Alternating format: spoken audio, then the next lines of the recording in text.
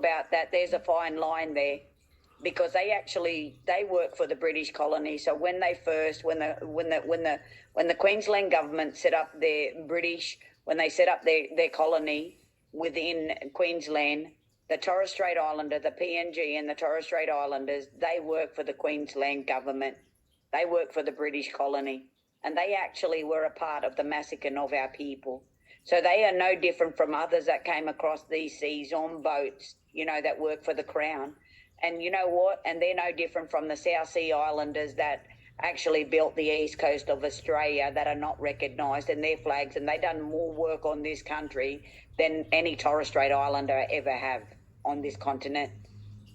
So if you know about the South Sea Islanders, they were on the blackbirding trail. They were brought over here from the Kanaka Islands, from the South Sea Islanders, and they were brought across here as slaves. They worked the east coast of Australia. They built the townships actually all the way up and down Dale, but you don't see them jumping up and down for their flag to be flowing in this country. So you need to question a lot of things in this country. Yeah, I've never what makes heard it? Yeah, but can I just finish on this? Okay. So what makes them any different, right? So what makes them any different from all the Australians that were brought over here, of making them First Nations also? What makes it any different from the South Sea Islanders of being First Nations? So why are the Torres Straits being treated differently when they do not come from here also?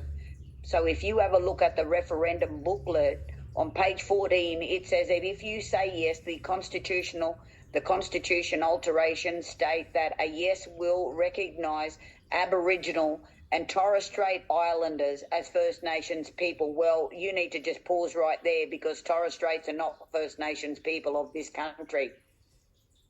They did not come from here.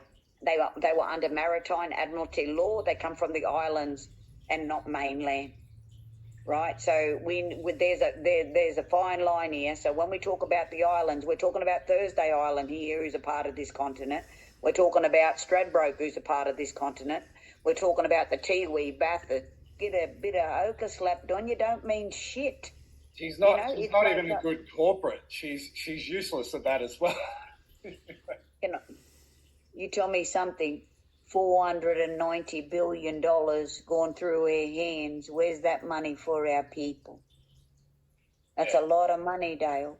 And no audit. There should be a financial audit into these people. And they talk about that my people received this and my people received that. My people have not received any of that. No one was singing them up. No one was bringing the land back to life, because you got to remember, at the end of the day, we come from the land. Nobody owns the land, Dale. Them to have consent, they need a referendum. Yep. They're in transit mode. There's a transaction happening between Commonwealth, because the Australian people are not under the Australian corporate government. Never have been. They need to hold a referendum for the transaction to take place.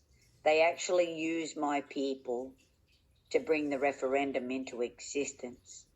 They were going to kill two birds with one stone, to take ownership of the land, to get our people into the Constitution. And the secondly is they need the consent of the Australian people to be under and put into the corporation. See the trickery, the connivingness. So we'll be all under corporate global control. And that's the big agenda. We can. I've kind of read it too, that even the Crown itself is on its official last legs. Like even Jamaica has pulled out of the Commonwealth. So to me, it's like this. They are an unlawful, law in themselves. How long did they? And a lot of work on the ground. How can people support you, if it's financially or whatnot, while you're meeting in your country this weekend? Like I can't. I know, right? Like there is